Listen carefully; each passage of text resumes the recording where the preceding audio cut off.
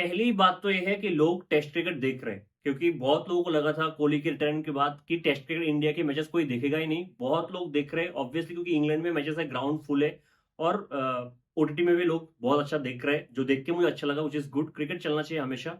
और कोहली भी यही सोच रहा होगा, अगर कोहली को पता होता कि इस क्वालिटी का बॉलिंग होगा, पेस बॉलिंग यूनिट इंग्लैंड का, और इस टाइप का पिच होगा, शायद कोहली और एक सीरीज खेलने के बाद फिर रिटायरमेंट लेते।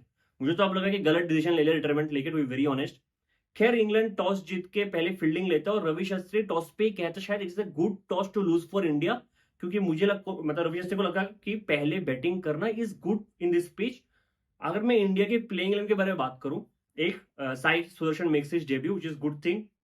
करुण नेर मेक्स ए कमबैक अगेन, कोई डाउट था ही नहीं इस पे। जो पेस बॉलिंग यूनिट हम आईपीएल के टाइम से बात कर रहे थे कि यही तीन होगा, वही तीन थे। प्रसिद्ध कृष्णा, सिराज और जसप्रीत बुमराह ऑब्वियस था। स्पिनर में एक ऑब्वियस जडेजा। ऑलराउंडर में नीतीश कुमार रेड्डी बाहर होकर शार्दुल ठाकुर आया, जो हम बीजेपी के टाइम से कह रहे हैं शार्दुल ठाकुर का होना जरूरी है। हाँ, बुरा थोड़ा सा लग सकता है नीतीश कुमार रेड्डी के लिए, क्योंकि बैट से बहुत अच्छा किया था लेकिन बॉलिंग से थोड़ा पीछे रह गया, which is unfortunate. As a pure batsman वो जगह नहीं बना पाया। अगर एक चीज देखो, क्योंकि बीजेटी में हमने हमारी जो वीकनेस था वही था कि जो हमारा फोर्थ और फिफ्थ बॉलर है, एक स्पिनर और एक पेस बॉलिंग ऑलराउंडर, वो विकेट नहीं ले रहे थे और रन भी नहीं दे रहे थे, रन भी दे रहे थे, ठीक है। उसमें हम फंस गए थे। तो शार्दुल ठाकुर ऑब्वियसली बॉलिंग से आ गया, बैट से ठीक ठाक करते इसलिए शार्दुल ठाकुर ऊपर आ गया। नीतीश कुमार रेड्डी के लिए बुरा लग सकता है, लेकिन इट्स ए राइट चॉइस। बुरा मुझे लगता है ईश्वरन के लिए, to be very honest, Abhimanyu Easwaran के लिए, क्योंकि वो बंदा करे तो करेगा। इतने साल से इतना कंसिस्टेंट रहा है फर्स्ट क्लास क्रिकेट में, बिना खिलाए आप कैसे जज कर सकते हो कि वो सेना कंट्रीज में अच्छा कर नहीं सकता है? मतलब अगर मैं कंसिडर करूं उसके हार्डवर्क को, इनफैक्ट पेशेंस को, इतने टाइम से वो टीम के आसपास घूम रहा है लेकिन मौका एक भी बार नहीं मिल रहा, उसके ऊपर कोई 20-22 साल का लड़का खेल रहा है। आई मीन इट्स अनफॉर्चुनेट, मुझे इसके लिए बुरा लगता है। I love Sai Sudharsan, to be very, सबको पता है आई लव साई सुदर्शन, लेकिन फिर भी इतना पेशेंस, जो हार्डवर्क उसने इतने सालों से किया है अभिमन्यु ईश्वरन, उसको देखते हुए शायद मैं पहले अभिमन्यु ईश्वरन को प्रेफर करता। और फिर अगर 2 मैच लगातार खिला के 4 इनिंग्स में कुछ नहीं करता, फिर मैं ड्रॉप कर देता। लेकिन अभी क्योंकि साई सुदर्शन को मौका मिला है, I hope he does good. ऐसा ना हो क्योंकि मैं अभिमन्यु ईश्वरन के लिए मुझे बुरा लग रहा है, इसका मतलब ये नहीं है कि मैं चाहता हूं कि साई सुदर्शन को मौका मिला वो खराब करे कि अभिमन्यु ईश्वरन को मौका मिल जाए, नहीं। साई सुदर्शन को मौका मिला है तो वो अच्छा करे, और होपफुली वो अच्छा करेगा। आज के दिन अच्छा नहीं किया, पर होपफुली वो अच्छा करेगा। पेस बॉलिंग यूनिट, जो मैं कह रहा था, क्योंकि बुमराह 5 मैच तो नहीं खेलेगा, कंफर्म्ड है, तो आपको अर्शदीप सिंह या फिर आकाशदीप कभी ना कभी तो खेलते हुए देखेंगे। बाकी प्लेइंग 11 तो बहुत अच्छा था, ठीक है। क्योंकि इंग्लैंड ने टॉस जीत के पहले बॉलिंग लिया, थोड़ा बहुत इंग्लैंड की बॉलिंग के बारे में बात करते हैं, क्योंकि थोड़ा बहुत भी बात करना नहीं चाहिए। बहुत ही खराब, बहुत ही घटिया लेवल का बॉलिंग हुआ है। मतलब लाइन और लेंथ में कुछ कंसिस्टेंसी है ही नहीं, कुछ कंसिस्टेंसी है ही नहीं। इन्होंने पूरे पिच पे, इन्होंने इनकी जो पेसर्स है पूरे पिच पे हर एक जगह पे बॉल डाल के देख लिया, हर कोने में कुछ इनसे हो नहीं रहा है। सबसे ज्यादा दुख अगर मुझे किसी की बॉलिंग देख के हुआ है वो है क्रिस वोक्स। आप उनके प्राइम बॉलर हो, इस टाइम पे सबसे सीनियर मोस्ट बॉलर हो, और क्रिस वोक्स जाना भी जाता है टेस्ट में। अश्विन भी शायद ये चीज बहुत पहले कहा था कि बहुत ही अंडररेटेड बॉलर रहा है, क्योंकि हम हमेशा एंडरसन की बात करते हैं, हम हमेशा स्टुअर्ट ब्रॉड की बात करते हैं। इन बीच वोक्स ने बहुत अच्छा काम किया, शुरू में स्विंग मिलता है, अच्छा खासा सीम मूवमेंट मिलता है, बाद में इतना खराब बॉलिंग क्रिस वोक्स ने किया है, जिसकी वजह से आज इंग्लैंड के हाल है। हालांकि पिच भी बहुत ही फ्लैट था, लेकिन बॉलिंग बहुत ही खराब है।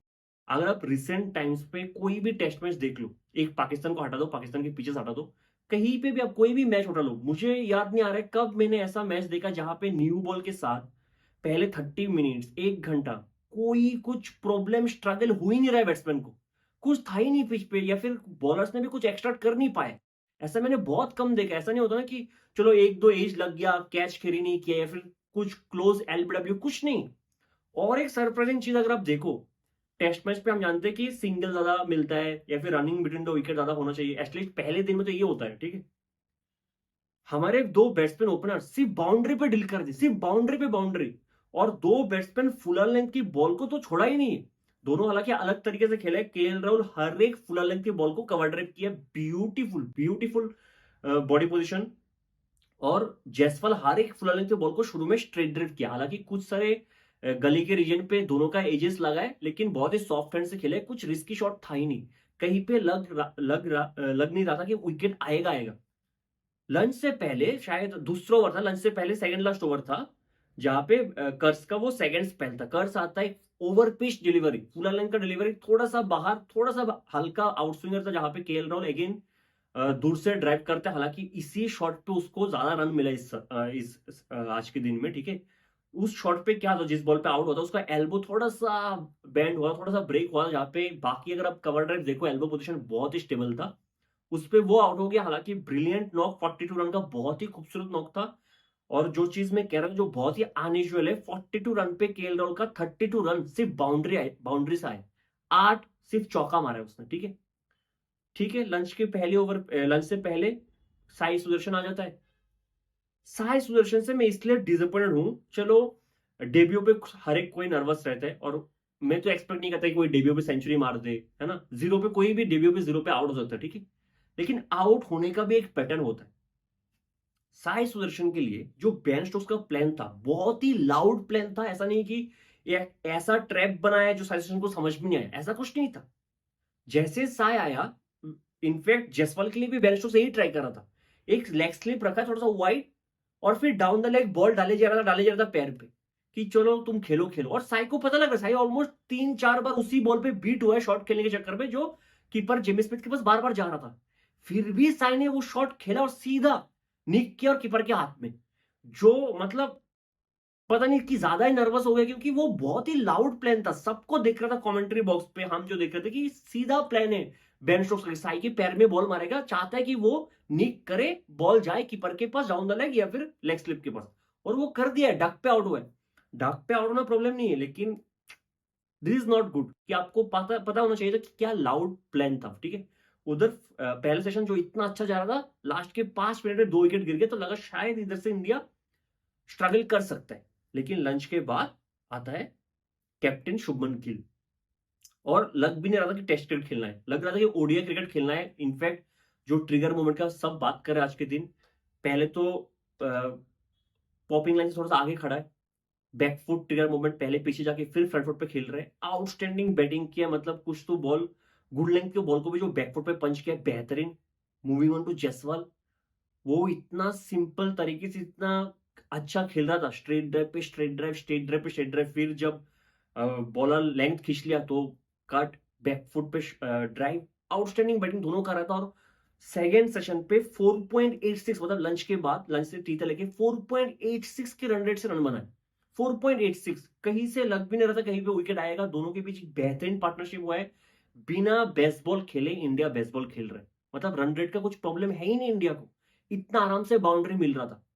सोचो ना, 4.86 के रन रेट से एक सेशन खेल लिया बिना विकेट देखे, और गिल तो मतलब उसका 56 बॉल पे आ गया था, 90 के ऊपर उसका स्ट्राइक रेट था। लंच के बाद टी के बाद सॉरी, दूसरा ओवर बेन स्टोक्स का था। राउंड द आता है एंगल क्रिएट करने के, थोड़ा वाइड पिच से थोड़ा वॉबल सिम्स के साथ बॉल, गुड लेंथ पे, अच्छा खासा लेंथ पे बॉल डाला था, थोड़ा सा गिर के बॉल स्ट्रेट हुआ है, और top of the off stump defence को तोड़ के जसवाल का ब्रिलियंट बॉल था, एक अच्छा बॉल था, और क्रीज पे कुछ ऐसा था भी नहीं। वो बॉल क्रेडिट डिजर्व करता है बेन स्टोक्स, उधर जसवाल बोल्ड है, हालांकि ब्रिलियंट ब्रिलियंट सेंचुरी नॉक। और जसवाल का देखो, if I am not wrong West Indies में डेब्यू हुआ था, उधर बेहतरीन सीजन गया, फिर इंडिया में आया बेहतरीन सीजन। अगर बीच में आप एक साउथ अफ्रीका का टूर निकाल दो, है ना, साउथ अफ्रीका में बड़े बड़े बैट्समैन भी अच्छा नहीं करता है, अगर वो साउथ अफ्रीका का टूर छोड़ दो, ऑस्ट्रेलिया गया, पहली मैच पे सेंचुरी था पर पे, दूसरी इनिंग्स पे आया था, लेकिन पहली मैच पे सेंचुरी था। इंग्लैंड में आया पहली बार, पहली इनिंग्स पे सेंचुरी। हालांकि मैं इस सेंचुरी को इतना हाई रेट नहीं करता हूं, क्योंकि मुझे बॉलिंग क्वालिटी बहुत ही खराब लगा है, और पिच भी ऐसा नहीं लगा कि कुछ स्ट्रगल करने के लिए है। शुरू में भी ऐसा मतलब पहले 5-10 मिनट भी ऐसा नहीं लगा कि कुछ अलग हो रहा है, ठीक है। तो इतना हाई रेट नहीं करता हूँ अगर आप जसवाल के हर एक इनिंग्स को रेट करोगे, लेकिन it is a good knock, 100 मारना मतलब कोई छोटी बात तो नहीं है, ठीक है। जसवाल, बहुत लोग बहुत कुछ डिबेट करते कि आज के दिन इंडिया का बेस्ट यंगस्टर कौन है, होगा बहुत किसी का बहुत कुछ फेवरेट। जसवाल के लिए जो मैं कहना चाहूंगा, उसका जो मुझे फेवरेट चीज लगता है आज के जमाने में, दो एक्सट्रीम पे बैलेंस करना, एक टी20 क्रिकेट वो खेलता है और एक टेस्ट क्रिकेट, बीच में कुछ नहीं खेलता, ठीक है, टी20 और टेस्ट, उस पे जो उसका बैलेंस है ना, दोनों बहुत ही एक्सट्रीम से, एक नॉर्थ पोल एक साउथ पोल, उस पे कंसिस्टेंट रहना, I mean that's some terrific level of talent I guess. I mean टी20 में कंसिस्टेंटली अच्छा करते हैं, फिर वही बैट्समैन टेस्ट में आके कंसिस्टेंटली अच्छा करते हैं, बहुत कम होता है वो, मतलब ऐसा है कि करते हैं। अब ओपनिंग में आके टेस्ट में अच्छा करना इज नॉट दैट इजी, है ना, इंग्लैंड में जाके ऑस्ट्रेलिया में जाके जितना पिच टफ हो, तो मुझे जसवाल बहुत पसंद है। And I hope Australia tour भी उसका अच्छा गया था, इंग्लैंड टूर भी 5 मैच है, बहुत अच्छा जाए, ठीक है। अब आता है ऋषभ पंत। ऋषभ पंत को वंस अगेन एक ऐसा नॉक था जहां पे उसको कुछ एक्स्ट्रा ट्राई करने की जरूरत ही नहीं था। मतलब जो ऋषभ पंत शुरू से आके इधर उधर शॉट खेलते ऐसा कुछ किया नहीं, शुरू में आराम से खेला, हाँ बीच में शोएब बशीर को कुछ अतरंगी शॉट खेला एक दो, और जब न्यू बॉल आया था, सेकंड न्यू बॉल आया था, तब कुछ अच्छा शॉट खेला है, थोड़ा हट बट के मारा है, लेकिन कुछ एक्स्ट्रा ऋषभ पंत को भी करने की जरूरत नहीं थी। उधर Shubman Gill smoothly smoothly century पूरा कर लेते, वो भी ऑलमोस्ट 70 के स्ट्राइक रेट से, 127 पे नॉट आउट है। ये सीरीज शुरू होने से पहले मैंने एक चीज कहा था जब मैं स्क्वाड रिव्यू कर रहा था, कि गिल के लिए ना इस सीरीज जीतना हारना वो सेकंड प्रायोरिटी होना चाहिए, है ना, क्योंकि वो आप कैप्टन बनाए। देखो गिल के लिए आज का इनिंग्स बहुत ही इंपॉर्टेंट था, और मैं गिल की इस इनिंग्स को बहुत ज्यादा हाई रेट करता हूं टेस्ट में। पहली बात तो ये कि एशिया के बाहर पहला सेंचुरी, दूसरा कि इंडिया का टेस्ट कैप्टन बना है, इंडिया का टेस्ट कैप्टन बना है, ह्यूज ह्यूज ह्यूज थिंग। तीसरा की बैटिंग पोजीशन को फिर से शिफ्ट किया, नंबर 4 पे आ रहा है, is I mean Virat Kohli का रोल प्ले कर रहे हैं, वो आसान तो बिल्कुल भी नहीं है। अगर आप टेंशन नहीं भी लोगे फिर भी आपके ऊपर एक बहुत बड़ा रेस्पॉन्सिबिलिटी है, ठीक है। सब चीज करके, चाहे जितना भी आसान पिच हो, जैसा भी कंडीशन हो, वो प्रेशर लेके आना, फिर सेंचुरी मारना से huge thing. Probably one of the best knock Gill has played in his test career. और बहुत लोग चाह भी रहे कि गिल खराब करे टेस्ट में, है ना, लोग चाहते हैं कि उसका डाउनफॉल आ जाए टेस्ट में। मतलब आई नो पीपल जो चाहते, और मैं चीज स्क्वाड रिव्यू में कह रहा था कि सीरीज जीतना हारना ज्यादा इंपॉर्टेंट नहीं है, कि अगर गिल सीरीज हार भी जाएगा लोग क्या कहेंगे। कितने सारे इंडियन कैप्टन इंग्लैंड में जाकर टेस्ट सीरीज जीते हैं, कितने सारे कैप्टन हैं जो इंग्लैंड में टेस्ट सीरीज जीता है, तो गिल हार जाएगा जो बच्चा है अभी, क्या प्रॉब्लम है, कुछ प्रॉब्लम नहीं है। अच्छा क्रिकेट खेलना इज द मेन प्रायोरिटी, और गिल के लिए फर्स्ट प्रायोरिटी है कि वो बैट से रन बनाए। अगर बैट से रन नहीं बनाएगा और टेस्ट सीरीज जीत भी जाएगा, फिर भी लोग सवाल करेंगे कि टेस्ट टीम में है क्यों, क्योंकि अगर गिल द ओडीआई बैट्समैन को आप एक साइड पे रखोगे और गिल द टेस्ट बैट्समैन को आप एक साइड पे रखोगे, दोनों में बहुत ज्यादा डिफरेंस है। तो गिल का वो कंसिस्टेंसी लाना जो ओडीआई फॉर्म में, उसको टेस्ट पे लाना और उतना अच्छा करना इज ह्यूज। तो पहले इनिंग्स पे एज ए कैप्टन सेंचुरी मारना, अभी भी नॉट आउट है, is a huge huge thing and I loved it. Brilliant knock था, बहुत ही काम, बहुत ही पीसफुल नॉक था। शोएब बशीर की गुड लेंथ को बॉल को बैकफुट पे खेल रहा था, आउटस्टैंडिंग। जो भी दिन गया इंडिया का, बेहतरीन दिन गया था। कुछ मतलब अगर साई सुदर्शन का आप विकेट हटा दो, कुछ इंडिया के बैट्समैन ने खराब किया ही नहीं, और साई सुदर्शन रिग्रेट करेगा शायद, एक ऐसा पिच मिला था उसको डेब्यू पे जहां पे वो कुछ भी कर सकता था, कुछ भी। थोड़ा सा पेशेंस, शायद थोड़ा सा ओवरवेलमिंग था उसके लिए, शायद थोड़ा सा नर्वस था, है ना, लेकिन लोगों को बोलने का मौका नहीं देना चाहिए, ठीक है। लोग बोलेंगे अगर दूसरे इनिंग्स में कुछ गलती से आउट हो जाए, या फिर दूसरे इनिंग्स में एक अच्छा बॉल गिर जाए उस पर आउट हो जाए, फिर लोग कहेंगे कि दो मैच बैक टू बैक, दो इनिंग्स बैक टू बैक खराब कर दिए, ठीक है। तो ऐसा मौका हमेशा नहीं मिलता है। अगर आप अच्छे पिच में, मैं हमेशा कहता हूं, अगर आपको अच्छा पिच मिला है, फ्लैट पिच मिला है, बॉलिंग की लेवल इतना अच्छा नहीं हो रहा है, तो आप अच्छा करो, उस पर आप विकेट थ्रो मत करो, जो साई सुदर्शन कर सकता था। बाकी इंडिया के लिए परफेक्ट डे गया है। कल का दिन शायद थोड़ा सा वेदर खराब रह सकता है, बट आई होप कि इंडिया बहुत अच्छे पोजीशन में है और अच्छा करे। एक बैट्समैन इसके बाद, क्योंकि ऋषभ पंत नॉट आउट है, वो हाफ सेंचुरी क्रॉस कर लिया, शुभमन गिल सेंचुरी क्रॉस कर लिया, वो नॉट आउट पे है, दोनों बैट्समैन सेट है, इधर से दोनों आउट भी हो जाएंगे तो प्रॉब्लम नहीं है। मुझे सबका फॉर्म देखना है इंग्लैंड में। जडेजा बैट से ठीक ठाक करता है, अच्छा करता है टेस्ट में, लास्ट 4 साल 5 साल में बहुत अच्छा किया है। शार्दुल ठाकुर से मैं इतना एक्सपेक्ट नहीं करता हूँ, लेकिन अगर उसको कोई मुश्किल सिचुएशन आएगा, उसको अच्छा करना, वो कर देगा। Karun Nair is the next big thing that I want to watch. Hopefully ऐसा ना हो कि कल थोड़ा सा ओवरकस्ट कंडीशन रहे, बॉल मूव होने लगे जब करुण नैर आए। मैं उम्मीद करता हूँ करुण नैर का एक अच्छा दिन जाए, जो बहुत इंपॉर्टेंट है। वरना फिर एज ए सीरीज आगे बढ़ेगा तो फिर Nitish Kumar Reddy as a pure batsman भी खेल सकता है, अगर करुण ने बैट से अच्छा नहीं करेगा तो। करुण ने नंबर 6 पे आएगा शायद बैटिंग करने। होपफुली इंडिया अच्छा करे। इधर से मिलते हैं अगली वीडियो में, तब तक के लिए जय हिंद।